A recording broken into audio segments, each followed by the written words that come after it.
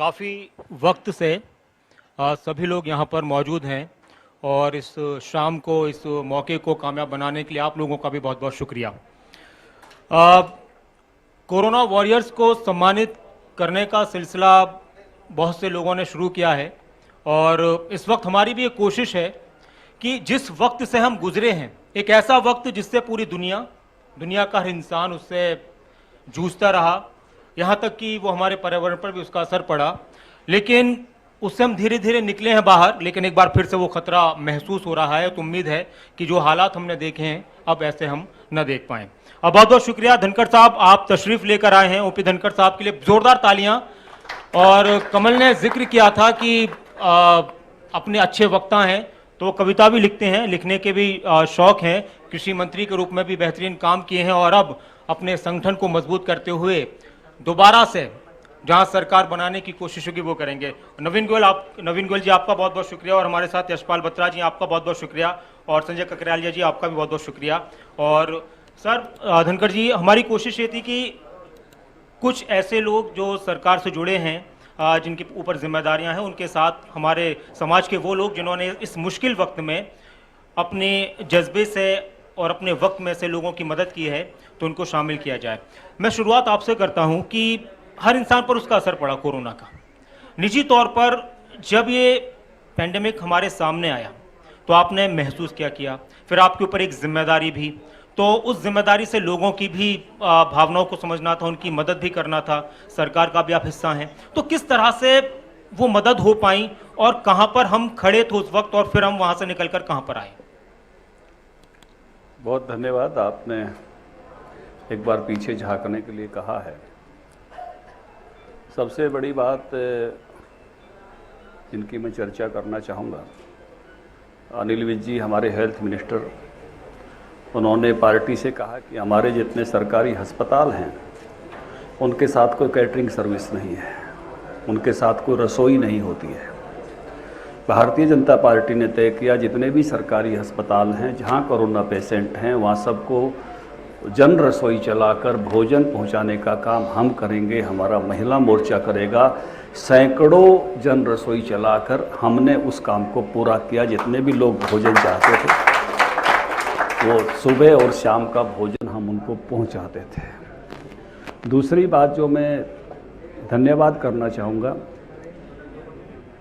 उन लोगों का और पार्टी के भी कार्यकर्ताओं का।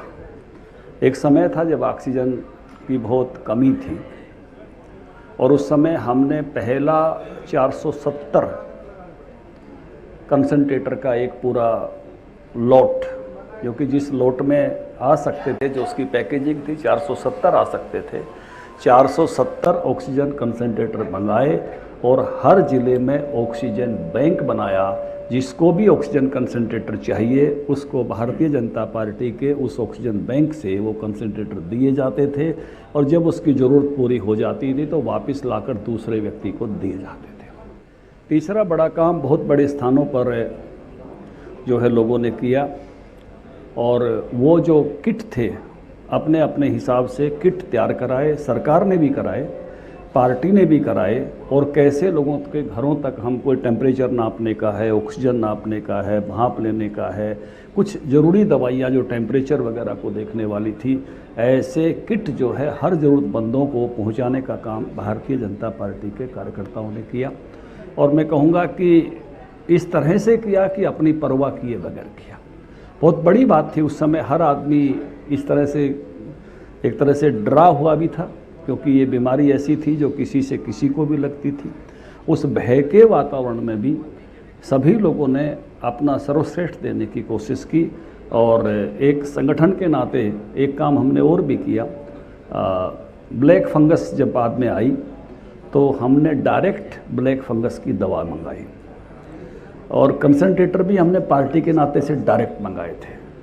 उसमें भी एक हमारा एक चिंतन था, एक सोच थी, सरकार जब बाहर से कोई चीज़ मंगाती है तो सरकार को मंगाने में काफ़ी समय लगता है क्योंकि सरकार की डील थोड़ा अलग तरीके से होती है। कितने देने वाले हैं, किस रेट में देने वाले हैं, कौन पार्टी है, किस पार्टी को टेंडर दें, किसको नहीं दें। लेकिन जब कोई प्राइवेट एक व्यापारी से एक व्यापारी मंगाता है तो उसको समय बचता है और उसमें उसको ऐसा कुछ करने की आवश्यकता नहीं होती जो सरकार के नियमों के कारण से उनको करने की ज़रूरत होती है। इसलिए हमने ब्लैक फंगस की दवा भी डायरेक्ट मंगाई, कंसनट्रेटर भी डायरेक्ट मंगाए, और कल्पना चावला हॉस्पिटल में जिनको भी आवश्यकता थी उस समय तक काफ़ी और भी आ गई थी, लेकिन हमने ये प्रयोग किया कि कल को ज़रूरत पड़े तो कौन देने वाला है, कौन मंगा सकता है, किसके पास लाइसेंस है, पेमेंट कैसे किए जाते हैं, और जो इंटरनेशनल नॉर्म्स हैं उनको कैसे पूरा किया जाता है, ये काम करते हुए दोनों काम किए। इस समय मैं याद करना चाहूँगा जो विदेशों में बैठे हुए हरियाणवी थे उन्होंने बड़ी मात्रा में कंसंट्रेटर इसके अलावा भेजे यहाँ पर, और वेंटिलेटर भी भेजे। बड़े मन के साथ मैं कहूँगा कि खुले मन के साथ उन्होंने साथ दिया। हर ज़िले में ऐसे सैकड़ों कंसंट्रेटर और 5-5, 7-7 वेंटिलेटर भी पहुँचे। भारत में बैठे हुए हरियाणा वासियों ने भी उस समय बहुत बड़ा योगदान दिया। यहाँ स्थानीय स्तर पर भी मैं गुड़गांव में था उस समय, पूरे समय में हमारी जो यहाँ की टीम थी उसमें से नवीन जी मेरे साथ मंच पे भी हैं, बहुत सारे साथी मेरे सामने बैठे हैं। एक एक व्यक्ति ऐसे जिस प्रयासपूर्वक जांच कर दौड़ कर कैसे इसके लिए कोई हॉस्पिटल में जगह हो सकती है, कैसे कोई, क्योंकि एक तरह से सब जगह ऐसा हो गया था कि जैसे बाढ़ आने पर सब जगह जो जगह नहीं बचती है, इस तरह से दिल्ली से यहाँ पेशेंट आ रहे थे, यहाँ से झज्जर की तरफ जा रहे थे, झज्जर से और आगे जा रहे थे, छोटी छोटी जगह पर बड़ी बड़ी जगह के पेशेंट जा रहे थे। तो किस तरह से उनको भेजना, कोई ना कोई जगह मिलना, वहाँ केयर करने वाला कौन है, संभालने वाला कौन है, और बहुत ऐसी स्थितियों में से गुजरे लोग, मतलब बहुत कारुणिक स्थितियां हैं, उनको याद करना। मेरे सहयोगी की माँ उस दिन गई जिस दिन उसकी शादी तय हुई थी। हम बहुत सारे लोगों को हमने उस समय जो है मेरे निकट के लोगों के बहुत ऐसे लोग गए जिनको हम बचा नहीं पाए उस कोरोना के समय में, लेकिन उसके बावजूद भी बड़ी हिम्मत के साथ मैं कई लोगों का बड़ा प्रशंसक हूँ उस समय जिस प्रकार से लोगों ने मेहनत की। मैं सुशीला कटारिया जी के नाम का भी उल्लेख करना चाहूँगा कि देश में किसी भी जगह कोई पेशेंट था और हमने कहा कि उसको यहाँ नहीं ला सकते, यहाँ नहीं पहुँच सकता, आपके पास जगह नहीं है, आप कंसल्टेंसी दीजिए, तो एक बार भी उन्होंने मना नहीं किया। हर समय उन्होंने कहा जो भी डॉक्टर मेरे से बात करना चाहता है मैं तैयार हूँ, जो मैं बता सकती हूँ मैं सब बताऊँगी। तो समाज का अतुलनीय योगदान उस समय है और वो बड़ा भारी सबके मन पे मुझे लगता है कि उसकी छाप है।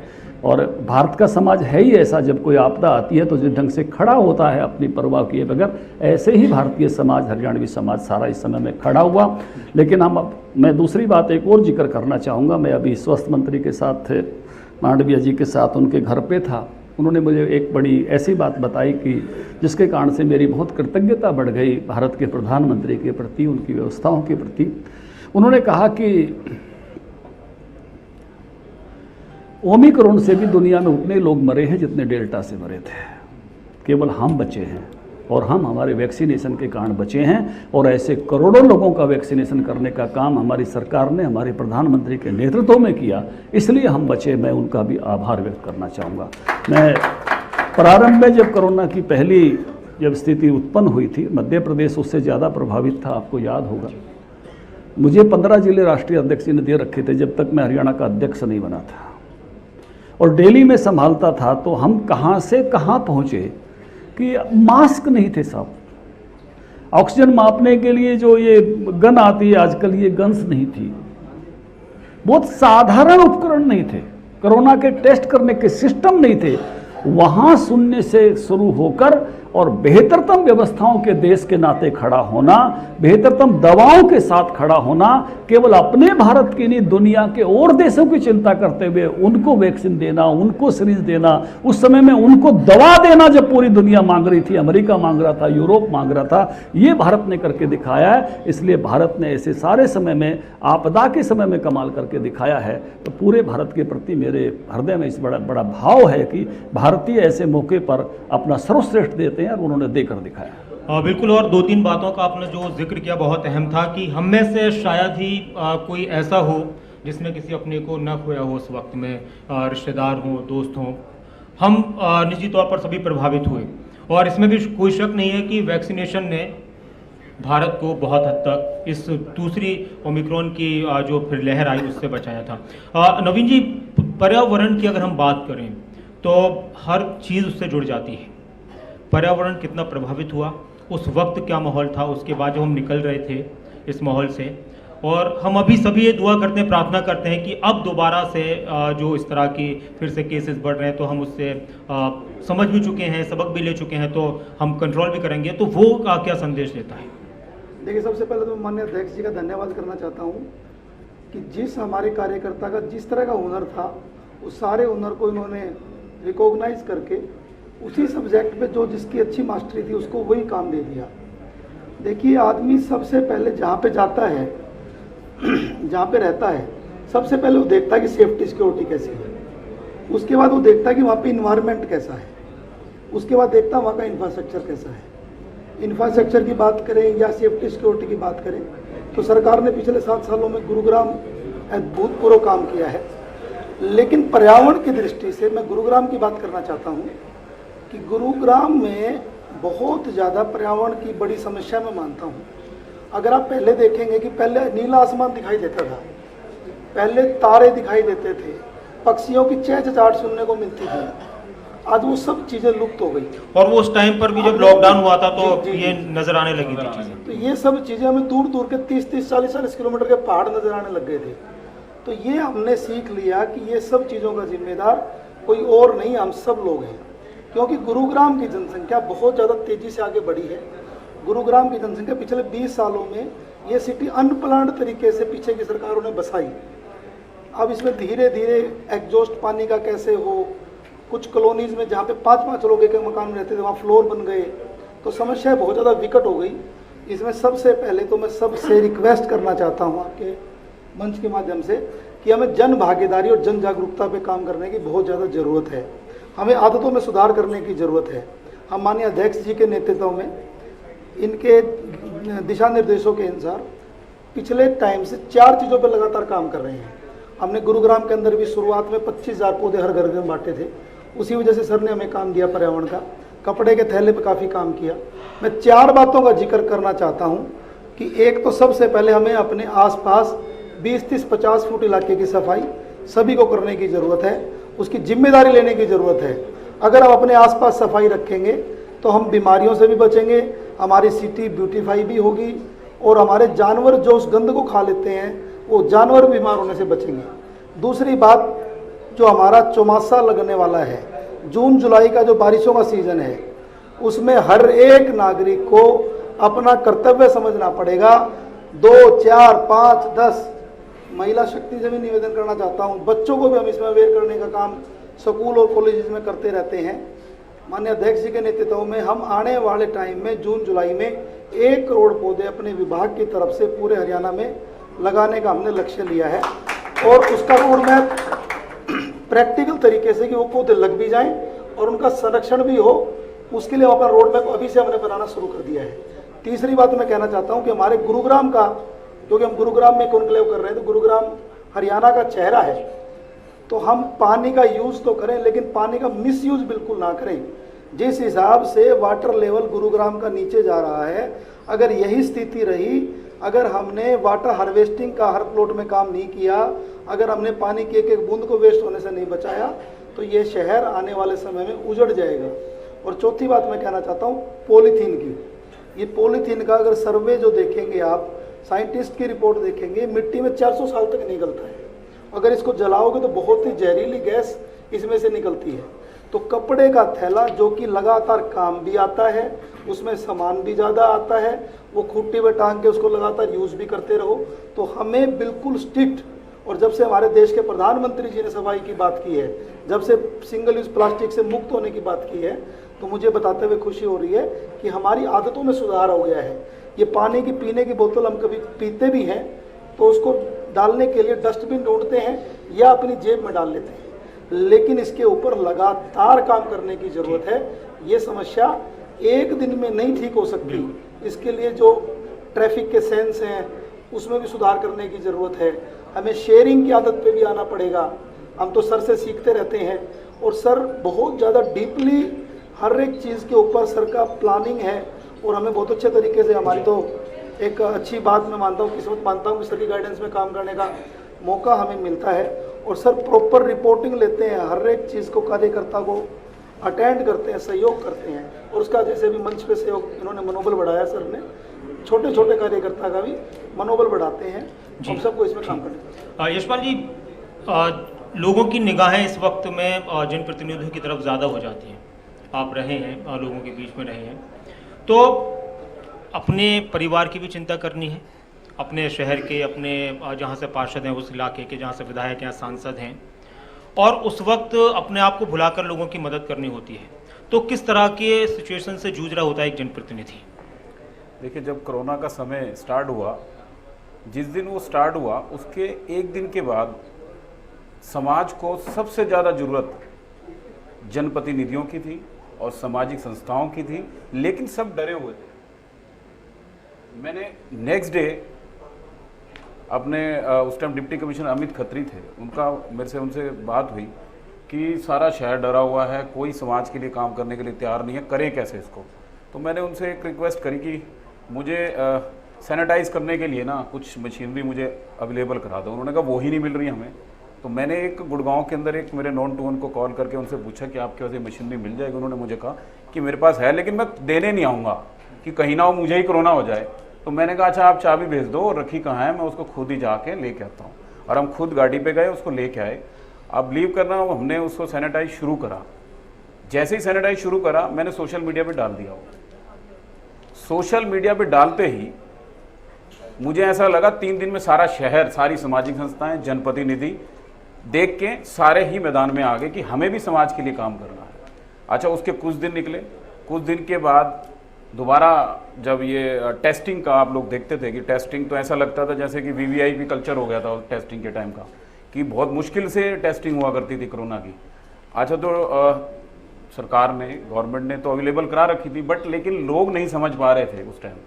तो इन बिटवीन फिर अमित खत्री जी का एक दिन कॉल आया कि हमें इसको वो 1-to-1 लोगों तक पहुंचाना चाहते हैं कि लोग फ्री हो जाएं कि कहीं भी कभी भी टेस्टिंग करा लें। तो मैंने उनको एक सुझाव दिया कि इसको ना फ्री कैंप लगाना शुरू कर दो। उन्होंने कहा यार फ्री कैंप लगाना कैसे शुरू कर दें। मैंने कहा फ्री कैंप आप लगाएंगे क्यों नहीं, मैं पहला कैंप शुरू करता हूँ, आप देखना आपको 5 दिन के अंदर ये रिजल्ट मिलेगा। जैसे आपने पहले सैनिटाइज या खाने में या डॉग्स के या दूसरी कोई चीज़ें थी उसमें 1-to-1 हम लोगों ने काम किया। तो जैसे ही वो काम किया हमने शुरू फ्री कैंप का, और फ्री कैंप लगाते ही वो सारे जनप्रतिनिधि, सारी सामाजिक संस्थाएं, जो लोग समाज के अंदर काम कर सकते थे वो सभी आ गए। और हमारे अध्यक्ष जी बैठे हैं, और मैं वैसे मैं आपको अपना बैकग्राउंड भी बताना चाहता हूँ कि मैं 14 साल कांग्रेस में रहा, मैं पिछले 3 साल से बीजेपी में आया। मैंने दोनों गवर्नमेंट, दोनों सरकार, दोनों संगठन का बैलेंस देखा है। और मैं अभी कल ही हम लोगों ने एक प्रोग्राम में था, इस संगठन का जो मैंने बैलेंस देखना है अध्यक्ष जी के अध्यक्षता के अंदर, मुझे नहीं लगा कि कांग्रेस के अंदर उस तरीके का कोई कल्चर रहा हो। और मैं उसके लिए भी, क्योंकि मैं आज मंच ऐसा है। आप ये कहना चाह रहे हैं कि कांग्रेस के अध्यक्ष, बीजेपी के अध्यक्ष, तो जितने अपने कार्यकर्ताओं को बीजेपी के अध्यक्ष हैं, प्रदेश अध्यक्ष हैं, राष्ट्रीय अध्यक्ष हैं, वो तवज्जो देते हैं या उनके किसी कार्य की तारीफ करते हैं, वो वहाँ पर आपने महसूस नहीं किया? देखिए, इंडिविजुअल अगर हमें माइलेज चाहिए तो मुझे लगता है कांग्रेस में है। अगर संगठन को और समाज को और समाज के हितों के अंदर काम करना है तो बीजेपी है। और समाज के हितों के अंदर जिस तरीके से मैंने कोरोना के टाइम देखा और कोरोना के समय के अंदर हालात देखे हम लोगों ने, जिस तरीके से संभाला गया और जिस तरीके से काम किए गए बीजेपी पार्टी की तरफ से, सरकार की तरफ से। मैं एक छोटा सा कार्य करता हूँ, मैं आपको एक बात बताता हूँ, एक विषय छोटा सा रख देता हूँ कोरोना के टाइम का। जैसे ही मैं कोरोना के टाइम हमने शुरू करा, मुझे विद इन मंथ मुझे और मेरे दोनों बच्चों को कोरोना हो गया। छोटा सा बच्चा, मेरा एक छोटा 9 साल का बेटा था, एक 16 साल का बेटा था, मुझे और मेरे दोनों बच्चों को कोरोना हो गया। और उस टाइम ऐसा माहौल था कि कोरोना तो ऐसे समझते थे कि कोई, मतलब जिसके अगर कोरोना आ गया वो टेररिस्ट हो गया घर वाले। उसके घर के आसपास तो लोग रहना, आना जाना बंद कर दिया करते थे, परिवारों के अंदर खाना पीना रहना शुरू खत्म कर दिया। तो मेरे को सबसे पहले पता लगा कि मुझे कोरोना हुआ, तो मैंने उस टाइम बड़ा मतलब अचंभा सा लगा कि यार ये क्या हो गया, और मेरे बेटे को साथ हो गया, तो बड़ा डर सा गया। माहौल ऐसा हो गया कि मेरे माइंड में भी ऐसा आ गया यार क्या कर बैठे और क्या होगा अब आगे, क्या नहीं होगा, क्योंकि सारी चीज़ें माता रानी की कृपा से याद आने लग जाती हैं कि इसके बाद परिवार का क्या होगा, कैसे होगा, क्योंकि माहौल ही ऐसा था। भगवान की कृपा से मुझे एडमिट हुआ, मैं जैसे अभी हमारे अध्यक्ष जी बता रहे थे सुशीला कटारिया जी के बारे में, वो मेरे उनसे बड़े पारिवारिक रिश्ते हैं और मेरी एज ए सिस्टर बनी हुई हैं वो। उनको मैंने फ़ोन किया और उन्होंने मुझे गाइड किया, कोई घबराने की ज़रूरत नहीं, डरने की ज़रूरत नहीं, तू मेरे पास आ जाए यहाँ और मैं तेरा अपने आप यहाँ रखूँगी। तो मैं वहाँ चला गया अपने बेटे के साथ। अच्छा, रात को 12 बजे, ये मैं छोटे से कार्यकर्ता की बात बताना चाह रहा हूँ बीजेपी के रिलेटेड, बहुत संक्षिप्त में तो। हाँ, रात को 12 बजे मेरे छोटे बेटे का पता लगा कि उसको भी कोरोना हो गया। आप बिलीव करना, मैं वहीं रोने लग गया। मैंने उस मिनट में सोचा कि यार राजनीति नहीं करनी आज के बाद। अच्छा। और भाई परिवार मेरा संकट में आ गया, मेरे परिवार के पास कोई आने के लिए तैयार नहीं है, मेरे परिवार के पास जाने के लिए कोई तैयार नहीं है। वो मेरे घर से फ़ोन आ रहे हैं कि ऐसे मोहल्ले और आसपास एरिया के लोग तो ऐसे डर गए कि इनके घर के आसपास भी नहीं जाना और इनके घर के अंदर खाना भी नहीं देना, कुछ पहुँचाना भी नहीं। तो मैं इस मतलब मेंटल लेवल पे मैं रोने भी लग गया। लेकिन हमारे माननीय मुख्यमंत्री जी, अच्छा उनको भी किसी ने बताया होगा, उनका फ़ोन आया मेरे पास, भाई रात को 12:30 बजे क्या बात होगी। मैंने बताया सर ऐसे ऐसे बात है। तो मैंने कहा मेरे को बड़ा तकलीफ़ हो रही है कि मेरा परिवार पीछे मेरे संकट में, क्योंकि मेरे फादर पैरालाइज्ड हैं और परिवार है बड़ा संकट में है। तो उन्होंने कहा चिंता करने की जरूरत नहीं है, आपने समाज की सेवा की है, आपने व्यक्तिगत अपनी सेवा नहीं की, समाज की सेवा करने वाले इंसान के लिए बीजेपी पार्टी हमेशा साथ खड़ेगी। और आप बिलीव करना 1-to-1 सीएमओ गुरुग्राम या दूसरे को जाके वहाँ पे 1-to-1 मेरे फादर मेरे पेरेंट्स को सारा चेक करते थे, डेली 1-to-1 करते थे जी। और कृपा से मुझे माता रानी के आशीर्वाद से मैं ठीक ठाक होके आया, फिर हमने जन सेवा में लग गए उस तरीके से। आप संजय जी, आप पर भी असर और जिस क्षेत्र से आप जुड़े हुए हैं, तो वो मुश्किलात जो सामने आई थी, क्या उससे उबर पा रहे हैं अब हम, या अभी कहाँ पर और ज़रूरत है काम करने की? देखिए, कोरोना के बाद बहुत बड़ा बदलाव आया है रूटीन लाइफ में। मैं वैसे बता दूं, मैं रियल एस्टेट से हूँ जी।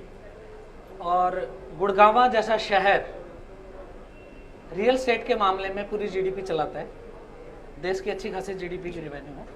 और मेरे स्टेट का 60% रेवेन्यू गुड़गांव देता है। तो कोरोना काल के बाद एक बहुत बड़ा बदलाव देखने को मिला रियल एस्टेट में कि दिल्ली की तरफ कंजेशन में जो लोग रह रहे थे उन्होंने बाहर भागना शुरू किया। वो बाहर की तरफ आए, गुड़गांव की तरफ उनको आस लगा के देख रहे थे और वो गुड़गांव में आके बसे हैं। आपको मैं बता दूं कि कोरोना के बाद एक बहुत बड़ा, यहाँ सरकार के सभी नुमाइंदे बैठे हैं और मौजूदा मेयर साहिबा भी बैठी हैं और धनखड़ साहब भी बैठे हैं। एक बहुत बड़ा चेंज शहर में ये आया है कि लोगों की घरों की डिमांड बढ़ गई है। एम्स के डायरेक्टर मिस्टर गुलेरिया ने खुद कई बार अपने वक्तव्य में कहा कि जितना हम कंजेशन में रहेंगे, जितने खुले घरों से हम दूर होंगे, कोरोना उतना आपको मारेगा। तो इट मीन्स आपको प्लान्ड सिटीज की जरूरत पड़ी, प्लान्ड अपार्टमेंट और विलास और प्लॉटों की जरूरत पड़ी, तो लोगों की डिमांड बढ़ी। अब आफ्टर कोरोना का तो हम सबने सुना, कोरोना वॉरियर्स ने बहुत अच्छा काम किया, दिल से मैं उनका धन्यवाद करता हूं। पर अब आफ्टर कोरोना इस देश को, इस राज्य को, इस डिस्ट्रिक्ट को दोबारा से खड़ा करना है, कोरोना के बाद नई शुरुआत करनी है। उस मामले में मैं मोदी जी को बहुत मानता हूं और खट्टर साहब का मैं बड़ा भक्त हूं। अच्छा। पर मैं आपको ग्राउंड रियलिटी बता दूं कि कोरोना के बाद हम सिर्फ कोरोना की लहर में रह के टाइम निकाल रहे हैं, उसके बाद ग्राउंड रियलिटी पर ना हमारे लोकल नेता काम कर पा रहे हैं, वो सिर्फ फोटो खिंचाने तक सीमित है। ये शायद बुरी लगेगी, बीजेपी का मंच यहाँ है। कारण क्या है? नहीं, बीजेपी का मंच नहीं, ये कोरोना वॉरियर्स का मंच है सर। ठीक है, ये आप जैसे कोरोना वॉरियर्स और जो भी लोग हैं उनका मंच है। और धनखड़ जी और जो भी हमारे साथ में पैनलिस्ट है, तो वो इसलिए कि सरकार आपके सामने है, तो बताइए कि प्रॉब्लम क्या है। मैं इसलिए ये बातें करना चाहता हूँ कि अब पूरी दुनिया दोबारा से गुड़गांव की तरफ देख रही है। यहाँ के इंफ्रास्ट्रक्चर को लेके बड़ा काम होना बाकी है, हमें उसमें दोबारा जुट जाना चाहिए। जो सरकार का पहला था 2000 मेरे ख्याल 15 से 20 तक 19 तक हमारी सरकार थी पहले, उस टाइम पर गुड़गांव में बहुत काम हुए, फ्लाईओवर्स को लेके, सराउंडिंग जितना इंफ्रास्ट्रक्चर है, द्वारका एक्सप्रेस वे अनाउंस उस टाइम हो गया था, मुंबई द्वारका। लेकिन इसमें एक चीज ये भी है ना संजय जी, एक मिनट में कंप्लीट मैं संक्षिप्त में करता हूं। तो उस टाइम बड़े काम हुए, फ्लाईओवर्स पे बड़े काम हुए, अंडरपासेस बने, सब काम अच्छा हुआ। पर जो सेकंड फेज, बीइंग बिजनेसमैन मैं जो बात कर रहा हूं, सेकंड फेज में मेरे को सरकार की तरफ से शहर को लेके वो तवज्जो नहीं दिखाई दे रही है। सच्चाई है, ये आप भी जानते हैं तो मेरी रिक्वेस्ट सरकार से बड़ी सिंपल है कि इंफ्रास्ट्रक्चर को लेके जब हम वर्ल्ड क्लास और ग्लोबल सिटी की बातें करते हैं और स्टेट गवर्नमेंट को उससे रेवेन्यू आ रहा है और लोग घर चाह रहे हैं गुड़गांव में कि मेरा घर हो, क्योंकि अगेन कोरोना के बाद लोगों को खुले घर चाहिए, तो सरकार को चाहिए कि उस पर एक्शन ले, इंफ्रास्ट्रक्चर पर काम करे।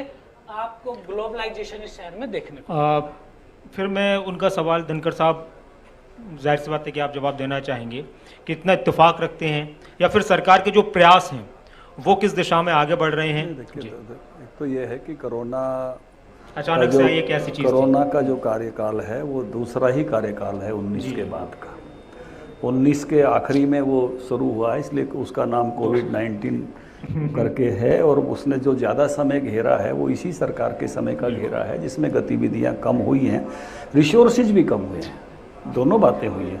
पहले उस कार्यकाल में कोई कोरोना जैसी तकलीफ नहीं थी, लेकिन उसके बावजूद भी मैं देख रहा हूं कि द्वारका एक्सप्रेस बहुत तेज़ी के साथ आगे बढ़ रहा है, और ऑर्बिट रेल वाला विषय भी तेज़ी के साथ सरकार आगे बढ़ा रही है। यानी बहुत सारी चीज़ें उसके बाद भी तेज़ी के साथ काम हो रहे हैं। अभी पिछले दिनों भी राव इंद्रजीत जी, मनोहर लाल जी, एक गडकरी जी सब उद्घाटन करने के लिए आए थे, तो ऐसा नहीं है कि नहीं चल रहा है। हाँ, पचगांव में तो ये लगातार काम चल रहे हैं और काम आगे बढ़ने वाले हैं। जो जो इस हम लहर से निकले, मैं तो सबसे बड़ी बात ये मानता हूँ कि इस सारे वातावरण के बावजूद भी हरियाणा का बजट बढ़ा है। 1 लाख जो है 70,000 करोड़ तक हम पहुँचे हैं। जब मैं सरकार में गया था तो 1 लाख करोड़ से हम नीचे थे। तेज़ी के साथ बढ़ रहे हैं, और इस माहौल के बावजूद भी प्रदेश की इकोनॉमी अच्छी हुई है, और उसके कारण से उसमें पहले बजट के समय मुझे याद है केवल 20% सरकार के पास पैसा था कैपिटल इन्वेस्टमेंट का, इस बार 34% है। तो निश्चित रूप से मुझे लगता नहीं कोई कमी किसी प्रकार की रहने वाली है। हाँ, हमेशा दिल मांगे मोर, ये तो रहेगा ही रहेगा। अच्छा। जो है उससे ज़्यादा चाहिए, और ये होना ही चाहिए, ये अच्छी बात है, क्योंकि उसी से प्रगति होती है। और वैसे भी कहते हैं दुनिया का सिद्धांत है, प्रकृति का भी सिद्धांत है, और आगे जाना है। इसलिए हमारे ऋषियों ने कहा अस्तो माँ सद्गमय, तमसो माँ ज्योतिर्गमय, मृत्यो माँ अमृतगमय, यात्रा ही ये है सब। तो इस नाते से और बेहतरी की तरफ लगातार जाना आवश्यकता है, और जाएंगे। बिल्कुल सर, कोरोना एक ऐसी बीमारी, एक ऐसी महामारी थी कि कभी उससे कोई वाकिफ नहीं था, अचानक से आई, और बहुत सारा वक्त तो पूरी दुनिया का और हमारे देश में भी लोगों का इसमें समझने में निकल गया कि इससे बाहर कैसे निकलें, बचाव क्या करें, कैसे करें। लेकिन एक चीज़ कोरोना ने सिखाई, उसने लोगों को करीब कर दिया। हालांकि लोग बीमारी की वजह से, तो क्योंकि महामारी थी, छुआछूत जैसी बीमारी थी, तो इसलिए डर रहे थे, लेकिन फिर भी लोगों ने मदद की, लोग एक दूसरे से जुड़े, लोगों के अंदर एक दूसरे की फीलिंग्स आई। तो लोग फिर पब्लिक में से ही लोग कहते हैं, पब्लिक कहती है कि कोरोना ने इंसानों को मिलाया, लेकिन राजनेता इंसानों को दूर करते हैं, कभी धर्म के नाम पर, कभी जात के नाम पर। इस पर आपका क्या कहना है? देखिए, पहली बात तो मैं ये कहना चाहता हूँ कि कोरोना के समय ज़िंदगी ठहरी और लोगों को एक बार अपनी तरफ झांक कर देखने का मौका मिला कि जिस अंधी दौड़ में चले हुए हैं वो ठीक नहीं है। जी बिल्कुल।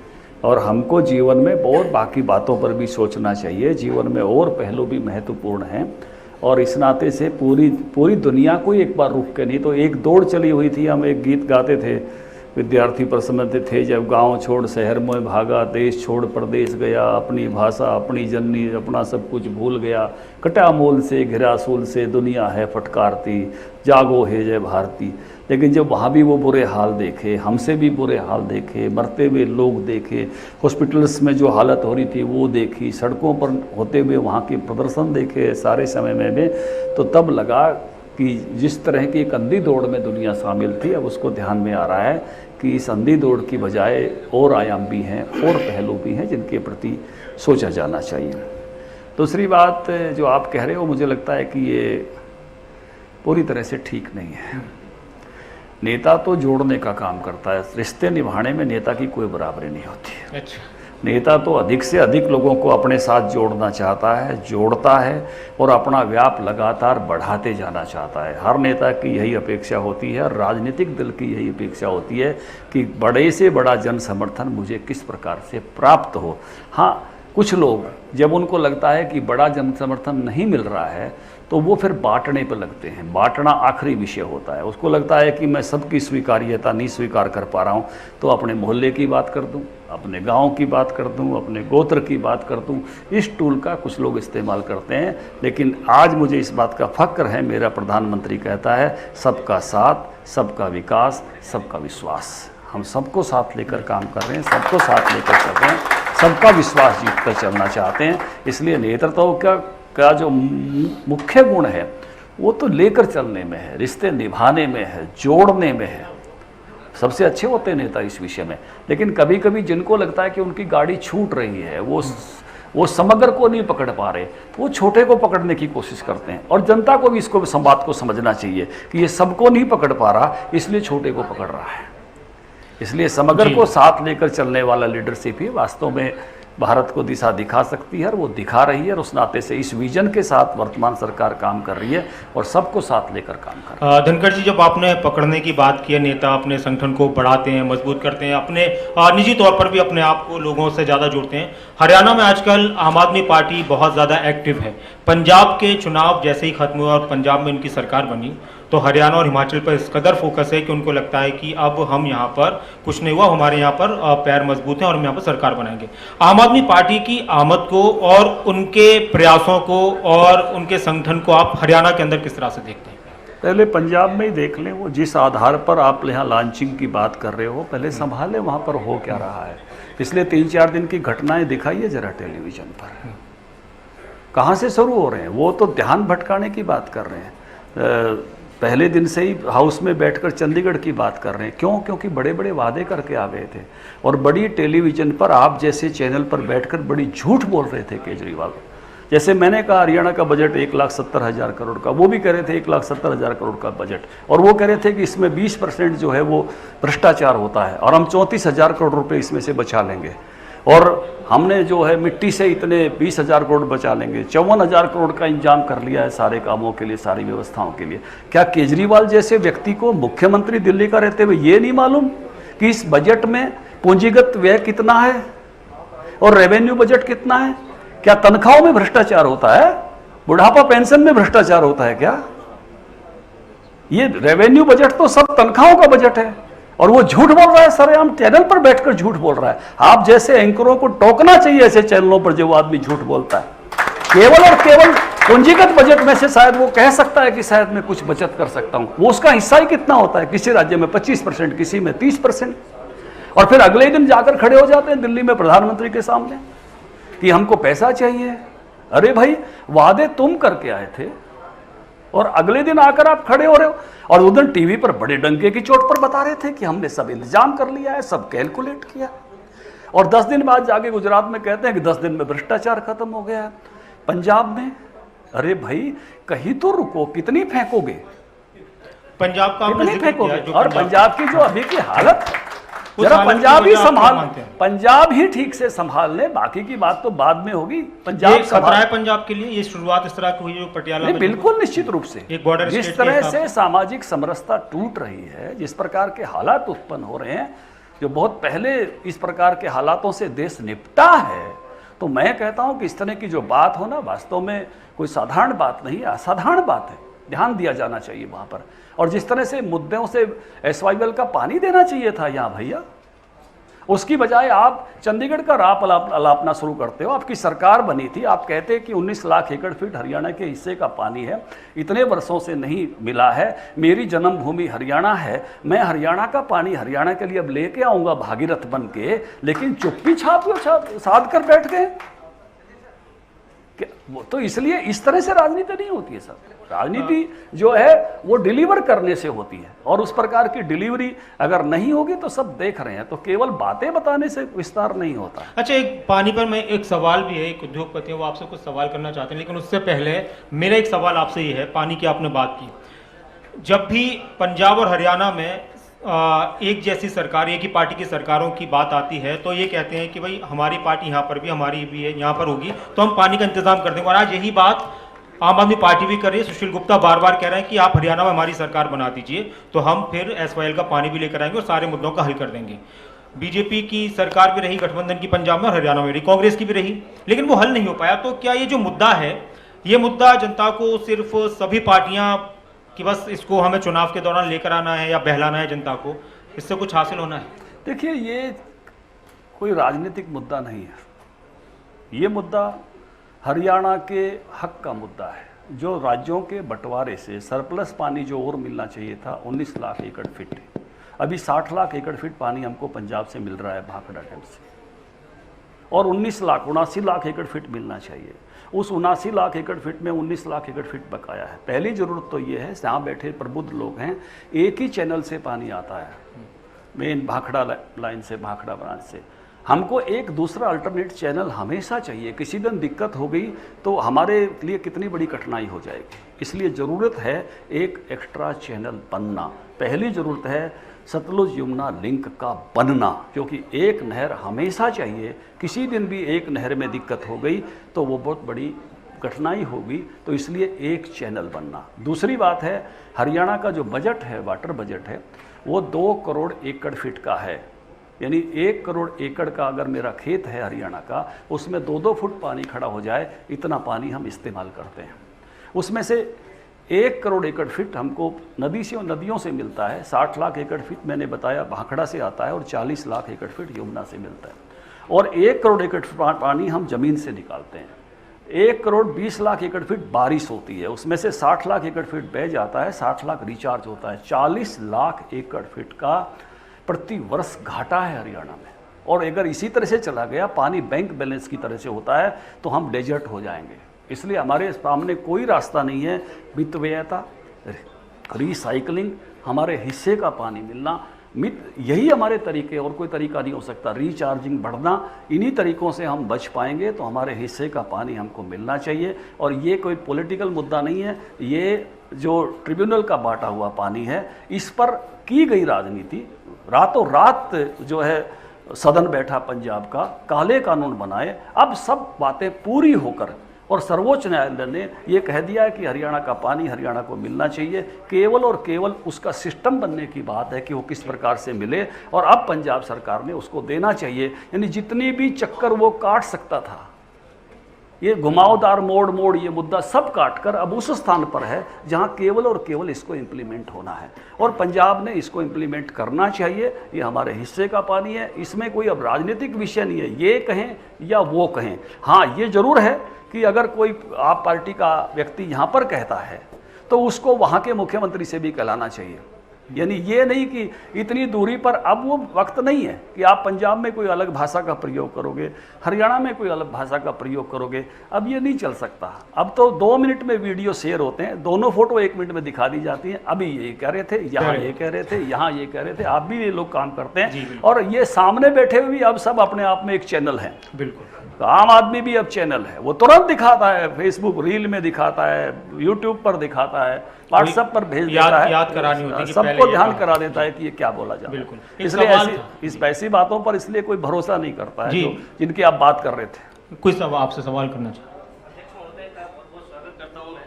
मेरा नाम नवीन कटियार है और मैं बहुत ग्रामीण इलाके से आता हूँ। मैं मेरा एक सजेशन भी है और क्वेश्चन भी पूछना चाह रहा था मैं, कि जैसे नितिन गडकरी जी रोड इंफ्रास्ट्रक्चर के लिए प्राइवेट पब्लिक पार्टनरशिप पे बहुत ज़्यादा ध्यान दे रहे हैं, बहुत तेज़ी से रोड का इंफ्रास्ट्रक्चर बढ़ रहा है, हमारे देश का इंफ्रास्ट्रक्चर उतनी ही तेज़ी से बढ़ता जा रहा है। क्या हम इसी तरीके का इंफ्रास्ट्रक्चर प्राइवेट पब्लिक पार्टनरशिप से या कुछ और चीज़ों से ग्रामीण इलाकों का भी विकास कर सकते हैं? इस पे कुछ सरकार का ध्यान जाएगा, या कुछ हमारे क्वेश्चन की उससे सरकार थोड़ा सोचे इन चीज़ों पे? आप कौन से गांव के हो? सर मैं वैसे तो गुड़गांव से ही आता हूँ। कौन से गांव के? गुड़गांव तो बहुत, आपने माहौल तो ऐसा बनाया था जैसे मैं ढाकले का हूँ भैया। आपने माहौल ऐसा उत्पन्न किया था कि जैसे आप बड़े दूर दराज से आते हो। कौन सा इंफ्रास्ट्रक्चर का गांव में? रोटी, कपड़ा, मकान, पढ़ाई, दवाई, ये सब चीज़ें आज उपलब्ध हैं। कठिनाई है, कुछ पेइंग कैपेसिटी की दिक्कत आती है इलेक्ट्रिसिटी में, कुछ दिक्कत आती है जो है स्वच्छता, जो प्रधानमंत्री जी ने आग्रह किया और उसके बाद स्वच्छता बढ़ी है। उसके बाद विषय है कमाई। कमाई में भी मैं कहूँगा कि लोगों का जो ओरिएंटेशन नौकरियों की तरफ ज़्यादा है, अपने व्यवसायों से, जितना भी हमारा आर्टिजन है या हमारा फार्मर भी है, मुझे बताने में कोई आपत्ति नहीं है, मैं पूर्व कृषि मंत्री हूँ। यहाँ 4.5 लाख लेबर आती है अन्य राज्यों से, 4500 करोड़ रुपया हमारे गरीब किसानों का लेके जाती है। हमने कुछ छोटी छोटी मशीन बनाकर अपने उस पैसे को यहाँ बचाना चाहिए, इसलिए हम काम छोड़ रहे हैं साहब। प्लम्बर का काम हम नहीं कर रहे, बाहर से आकर लोग काम कर रहे हैं। बिजली की फिटिंग का काम हम नहीं कर रहे, बाहर से आकर लोग काम कर रहे हैं। मकान बनाने का काम हम नहीं कर रहे, बाहर से आकर लोग काम कर रहे हैं। नाई का काम हम नहीं कर रहे, बाहर से आकर लोग काम कर रहे हैं। हमने अपने सारे कामों को छोड़ रहे हैं और दूसरे लोग आकर यहाँ काम कर रहे हैं, बाहर के राज्यों के आकर लोग काम कर रहे हैं। ये भी एक कारण है। और हमने अपने आप को सबको ऐसा खड़ा कर लिया जैसे केवल हमने वाइट कलर जॉब करनी है। इसलिए इन व्यवसायों में, मैं अर्बन में भी कह रहा हूँ, मैं गुड़गांव वाला हूँ, कह रहा हूँ ये बात, गुड़गांव की मौजूद हाजिरी इस बात को सुन रही है कि आपने अपने सारे ऐसे काम वो अन्य लोगों को सौंप रहे हो। उनके लिए, अन्य राज्यों के लिए हरियाणा, ये कनाडा, अमेरिका हो सकता है, लेकिन फिर आप अपने व्यवसायों की अगर बात करते हो तो किस तरह से अपने व्यवसायों पर आप अपनी जगह बनाना, अपनी बेरोजगारी खत्म करना, अपनी नई चीज़ें खड़े करना, ये आपको उस प्रकार की मशीनें खोजना कि आप अपना 4500 करोड़ रुपया बचा सको। आप उस तरह के नए सिस्टम खोजना जिसके कारण से आप इन अवसरों के साथ आगे बढ़ सको, ये आपको सोचना होगा। अगर आप एक ही प्रकार के उस पर जाते हो और फिर आप कहते हो कि मेरे लिए क्या हो रहा है, तो आप छोड़ कौन रहा है। इसलिए बहुत बड़े, मैं उसकी बात कर रहा हूँ जिस चेंज को मैं होते हुए देख रहा हूँ, उसकी चर्चा मैंने आपके सामने की है। इसलिए आपने अपने व्यवसायों को यह बढ़ाना है, तो दुनिया के अनेक मुल्कों ने नई टेक्नोलॉजी के साथ अपने उस व्यवसाय को बढ़ाया है, बचाया है। दुनिया के अनेक मुल्कों में मैंने जाकर देखा है। आप भी, यहाँ के उद्योगपति बैठे हैं, टेक्नीशियन बैठे हैं, अपनी नई टेक्नोलॉजीज के साथ कैसे अपने यहाँ के व्यवसायों को आप बढ़ा सकते हैं, बचा सकते हैं, इस पर काम करना चाहिए। ये मैं आपको निवेदन करता हूँ। तो जिसके कारण से आज मुझे कहने में, हर घर में नल से जल, ये है हरियाणा में। हर गांव सड़क से जुड़ा हुआ है, हर गांव में बस जाती है, हर गांव में इलेक्ट्रिसिटी है। कौन सी इंफ्रास्ट्रक्चर की बात आप कर रहे थे जो गांव में नहीं है। मैंने कहा गांव में रोटी, कपड़ा, मकान, पढ़ाई, दवाई, इनकी दिक्कत नहीं है। दिक्कत है कुछ दिक्कत कमाई की, कमाई और बढ़नी चाहिए, लेकिन उसके लिए क्या करना चाहिए वो भी मैंने आपको बताया। तो सर, बेरोजगारी का जो मुद्दा है और इसको लेकर विपक्ष का ये कहना है कि हरियाणा में सबसे ज्यादा बेरोजगारी है, तो उसका रोड मैप यही है जो आपने बताया, या कुछ और भी सोचा जा रहा है? बिल्कुल, देखिए नए एक व्यवसाय है। एक व्यक्ति एक समय जिसको 2 बैलों की जोड़ी का हल जोड़ता था, नई टेक्नोलॉजी आई, नए नौजवानों ने ट्रैक्टर के साथ काम करना शुरू किया। उसके बाद और नई मशीनें आई, उनके साथ काम करना शुरू किया। ऐसे ही हर चीज़ में एक नई टेक्नोलॉजी आ रही है। उस नई टेक्नोलॉजी का हर क्षेत्र में प्रयोग करते हुए जिससे ग्रेसफुल्ली जिस काम को करने में ये नहीं माने, क्योंकि हमारे यहाँ दिक्कत क्या है मैं आपको बताता हूँ। हमने कुछ कामों को हिकारत से देखना शुरू कर दिया, डी ग्लैमराइज कर दिया। मैं जब कृषि मंत्री था तो मैं टॉप 100 की एक मीटिंग बुलाता था हर साल। इसमें 33 साइंसदान होते थे, 33 ब्यूरोक्रेट्स होते थे, 33 किसान होते थे और 100वां मैं होता था। वहाँ पर मेरे एक शहद के किसान थे जींद के, अनिल संधू, और मेरी एसीएस थी, additional chief secretary Navraj Sandhu. Anil Sandhu ने कहा, नवराज मैडम आपकी तनख्वाह कितनी है? उन्होंने अपनी तनख्वाह बताई। उन्होंने कहा मेरा 3 करोड़ का टर्नओवर है, मैं हनी का किसान हूँ, शहद का किसान हूँ। दिक्कत यहाँ नहीं है कि मैं कितने कमा रहा हूँ, दिक्कत ये है कि मेरी सगाई नहीं हो रही है। चपड़ासी की सगाई हो रही है साहब, सरकारी नौकरी में किसी की भी सगाई हो रही है। हमने खेती को डीग्लैमराइज कर दिया। हमने 4 लोग मिस्त्री का काम करने वाले झज्जर के कुछ साथी बैठे हुए हैं, गाड़ी में जाते गाड़ी में आते, अपनी दुकानें खोली हुई हैं, शाम को 5-4 हज़ार रुपये अपनी जेब में लेके जाते। सगाई नहीं हो रही कि नौकरी नहीं है। हमने अपने जो श्रमसाध्य व्यवसाय थे, खेती के व्यवसाय थे, उनको डीग्लैमराइज किया और केवल सरकारी नौकरी को ग्लैमराइज कर दिया, कुछ नौकरियों को ग्लैमराइज कर दिया। और उसके कारण से ये डीग्लैमराइजेशन जो हमने किया अपने व्यवसाय का, नहीं तो हम कहते थे उत्तम खेती, मध्यम व्यापार, ये मेरा देश था जो कहता था। हमने उन व्यवसायों के प्रति जो आदर रखना चाहिए था वो नहीं रखा। ये संकट यहाँ उत्पन्न हुआ। तो क्या सरकार लोगों को उस तरफ आकर्षित करने के लिए कुछ प्रयास कर रही है कि जिन चीज़ों को हिकारत से देखा जाए, हिकारत से न देखा जाए, बल्कि हर चीज़ काम है और काम करने में कोई शर्म नहीं है? मुझे इस बात का आनंद है, मेरे समय में 3 किसानों को पद्मश्री मिली है। कंवल सिंह चौहान को हॉर्टिकल्चर के लिए मिली, नरेंद्र डिडवाणी को पशुपालन के लिए मिली, सुल्तान को मछली पालन के लिए मिली। मुझे इस बात का आनंद है आपने रहते हुए मैं हमने सर्वश्रेष्ठ किसानों को 30-30, 35-35 किसानों को हर साल जो कोई मछली में श्रेष्ठ है, कोई झींगा में श्रेष्ठ है, कोई सब्जी उगाने में श्रेष्ठ है, कोई फल उगाने में श्रेष्ठ है, हरियाणा का ऐसे किसान रत्न पुरस्कारों से सम्मानित किया। महामहिम राष्ट्रपति जी को गन्नेर में बुला के उनसे सम्मानित कराया गया। अपने ऐसे परंपरागत व्यवसायों का ग्लैमर बढ़ाना, मैं कह सकता हूँ मेरे सोनीपत का गांव मनोली जो है इजराइल के बराबर का गांव है, तो इस नाते से हॉर्टिकल्चर के मामले में बहुत अच्छे से उन्होंने काम किया है। अनेक लोगों ने बहुत आइकॉनिक काम किया है जिसको हम फॉलो कर सकते हैं। और मैं बार बार ये बात कहता हूँ और आज फिर आपके चैनल के माध्यम से कहना चाहता हूँ, ये NCR का बाजार 4 करोड़ लोगों का है। 100 रुपये का सामान खेती से जुड़ा हुआ हर आदमी इस्तेमाल करता है। 400 करोड़ का डेली का बाजार है। हमारे हरियाणा 3 तरफ से घेरता है इसको। हमने इस बाजार पर कब्जा करना चाहिए। हरियाणा फॉर फ्रेश, हरियाणा में वो दम है कि उसी दिन का निकला हुआ दूध हम उसी दिन पिला सकते हैं, उसी दिन की ताज़ा सब्जी हम उसी दिन आपकी रसोई में बनवा सकते हैं। हमको प्रोसेसिंग पे जाने की जरूरत नहीं है। उसी दिन के ताज़ा फूलों से हम आपका जन्मदिन उसी दिन के ताज़ा फूलों से मनवा सकते हैं। रात को 12 बजे आपके यहाँ घंटी बजाकर फूल पहुँचा सकते हैं।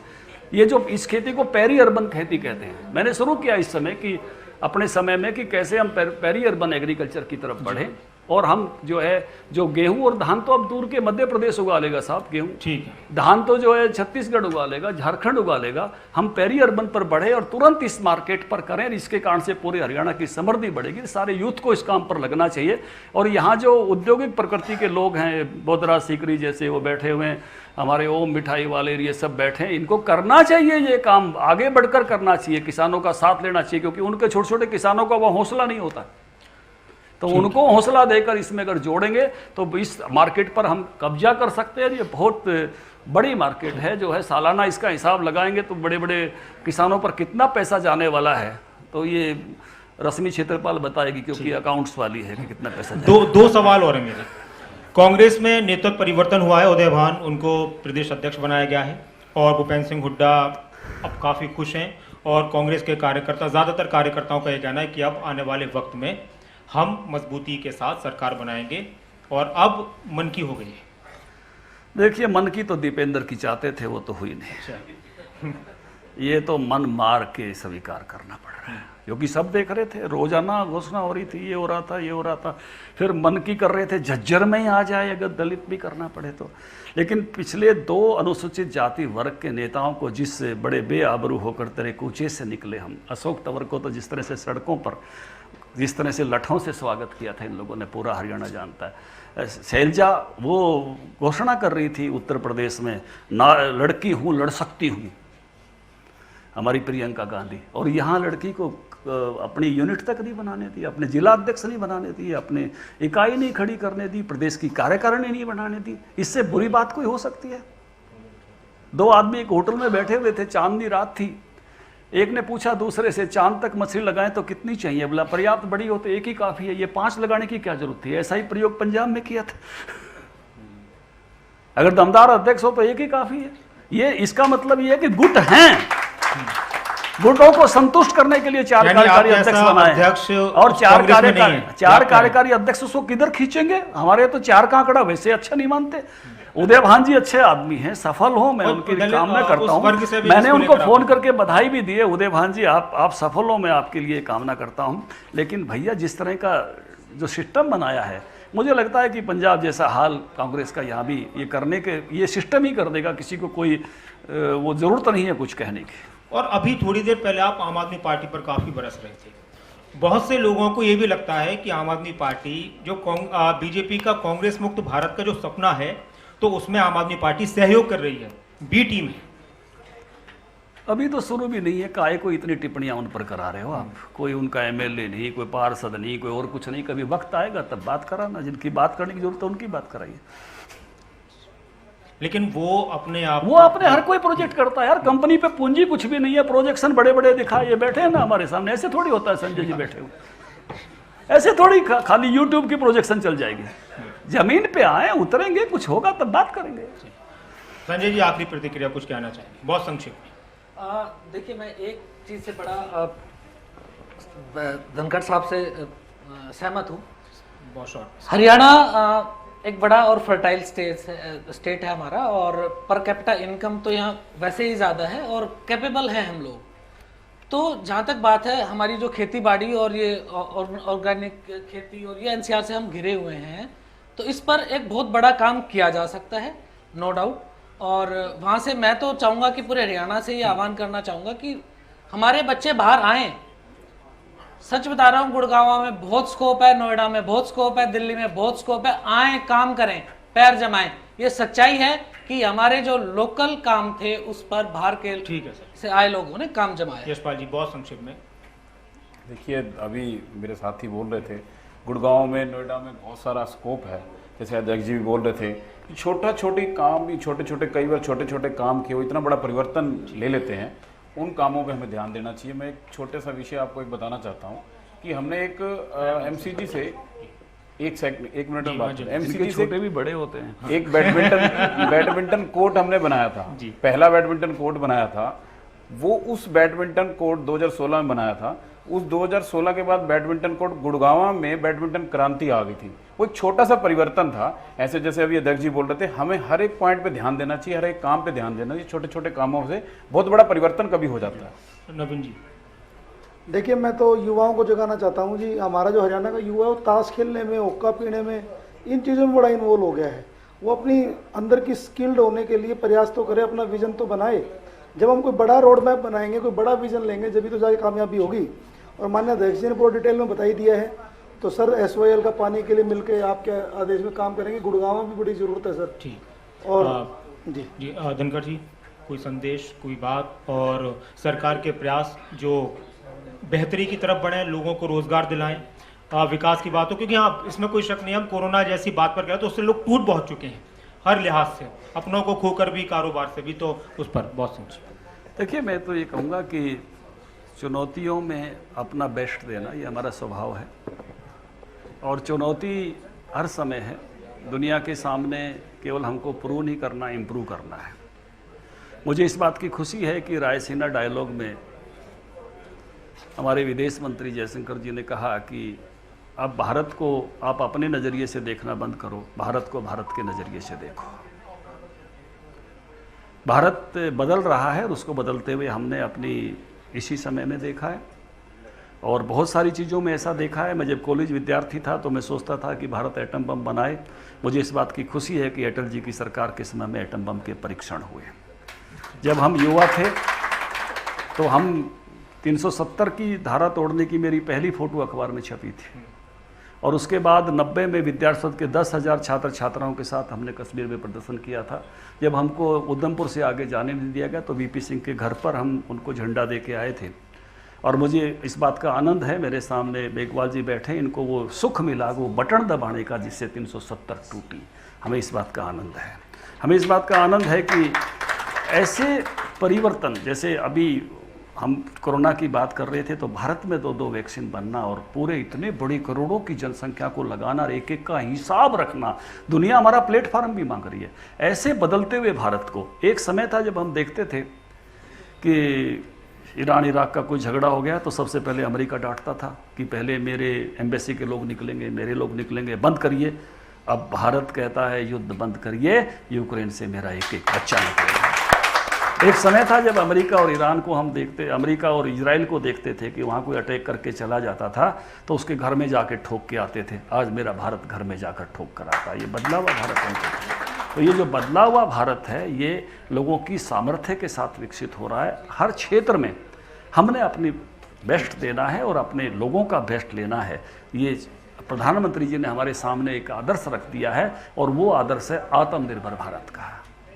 आज कैसे एक प्रदेश आत्मनिर्भर बने, एक इलाका आत्मनिर्भर बने, हर वर्ग आत्मनिर्भर बने, ये हमारे लिए एक बड़ी चुनौती रखी है कि आने वाले 25 वर्षों में जब भारत अपना 100वां वर्ष मनाएगा तो उस समय हम ये कह सकें कि भारत अमृत महोत्सव से आगे बढ़कर और अब जो है आत्मनिर्भर भारत के रूप में है। एक विषय मैं और कहूँगा कि इस मौके पर हमको अपने शहीदों को याद करना चाहिए जिन्होंने अपने हम सब के सुनहरे कल के लिए अपने वर्तमान का बलिदान दे दिया था।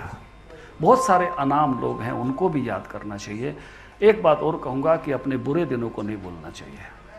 जो विभाजन के समय 10 लाख लोग मारे गए, 1.5 करोड़ लोग जो उस समय शरणार्थी बने, जो 10,000 बहनों की अस्मिता लूटी गई। एक पिंजर कथा लिखी है अमृता प्रीतम ने, ऐसी 10,000 कथाएं हो सकती हैं। इजराइल से मैंने ये सीखा कि उन्होंने होलोकास्ट म्यूजियम बनाया है, जो केवल और केवल दर्द का म्यूजियम है, 60 लाख लोगों की मौत का म्यूजियम है। मैंने कहा आपने ये क्यों बनाया है? उन्होंने कहा हम अपनी पीढ़ियों को बताना चाहते हैं कि ये बुरे दिन थे, इनको भूल मत जाना, फिर से आ जाएंगे। हमको भी अपने बुरे दिनों को याद रखना चाहिए कि वो फिर से नहीं आ जाएं, और उनके प्रति कृतज्ञता जतानी चाहिए जिन्होंने ये अच्छे दिन लाने का हमारे लिए काम किया, अपना बलिदान देकर। बहुत बहुत शुक्रिया विशाल धनखड़ जी, वक्त निकालने के लिए और इस डिस्कशन के लिए बहुत बहुत शुक्रिया। नवीन जी आपका शुक्रिया, यशपाल जी आप बहुत बहुत शुक्रिया, और संजय जी बहुत बहुत शुक्रिया, बहुत बहुत शुक्रिया। आप सभी का बहुत बहुत शुक्रिया, धन्यवाद, थैंक यू। बिल्कुल, सभी का बहुत शुक्रिया। तो एक सार्थक चर्चा हमने सुनी अभी, ओपी धनखड़ को आपने सुना, जिनकी ओर से तमाम मुद्दों को लेकर बेबाकी से अपनी राय रखी गई है। तो सर आपसे रिक्वेस्ट है कि अभी 2 मिनट तक आप बने रहेंगे मंच पर। मेघवाल जी हमारे साथ हैं, सर आपसे भी रिक्वेस्ट है, आपसे भी आग्रह है कि आप भी बने रहें। तो कार्यक्रम के मुख्य अतिथि और कार्यक्रम के विशिष्ट अतिथि हमारे साथ हैं, आप देख सकते हैं अर्जुन राम मेघवाल जी हैं, और साथ ही हरियाणा बीजेपी अध्यक्ष ओपी धनखड़ जी। उनको तो सुना ही आपने अभी, लेकिन कार्यक्रम अभी बाकी है। कुछ कोरोना वॉरियर हैं जिनको सम्मानित किया जाना है। आप सभी अभी थोड़ा समय और देंगे। बहुत शुक्रिया मेघवाल जी आपका, आप आए, आपने वक्त दिया और चर्चा में भी आप शामिल हुए। तो बिल्कुल बिल्कुल बी आर सिकरी जी को भी बुलाना चाहूंगी, आप आए मंच पर। शेखर तनेजा, नवीन गोयल, आप इसी सीक्वेंस के साथ, वीरेंद्र कादियान हैं और नीना खन्ना। तो हरियाणा बीजेपी अध्यक्ष ओपी धनखड़ जी इन्हें सम्मानित करके, चूंकि कोरोना काल में सर इन लोगों ने काफी अच्छी भूमिका अदा की है, जो जरूरतमंद लोग थे उन तक मदद पहुंचाई है, और ये बहुत जी सर, जी बिल्कुल आपकी जानकारी में है। नवीन गोयल जी को बुलाना चाहूंगी, सर आप आए मंच पर। तो आप लोगों ने जो काम किया है उसकी पहचान, उसका सम्मान वाकई बनता है, और ये ओपी धनखड़ जी के हाथों आप लोगों को वीरेंद्र कादियान जी,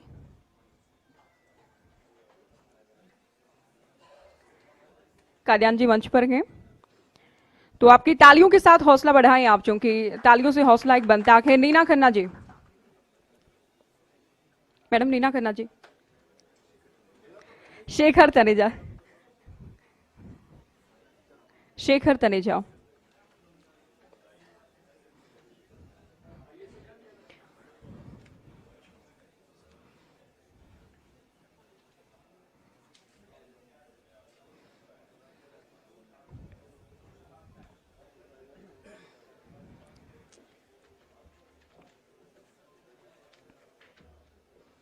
नीना खन्ना जी सम्मान लेते हुए। शुक्रिया सर, बिल्कुल जी, बहुत शुक्रिया सर आपका, अपने वक्त निकाला, बातचीत की आपने, और आपके हाथों कोरोना वॉरियर्स ने सम्मान ग्रहण किया। सत्य प्रकाश जरावता जी भी हमारे साथ हैं, पटौदी से बीजेपी विधायक हैं, इनसे भी हम चर्चा करेंगे। एक पैनल इनके साथ भी रहेगा जिनसे हम कोरोना काल के दौरान, जी सर, बतौर विधायक कैसा काम किया, चूंकि इससे पहले पार्टी प्रदेश प्रवक्ता की जिम्मेदारी भी निभाते आए हैं, और अब बतौर विधायक किस तरह से कोरोना काल में किन चुनौतियों का सामना किया,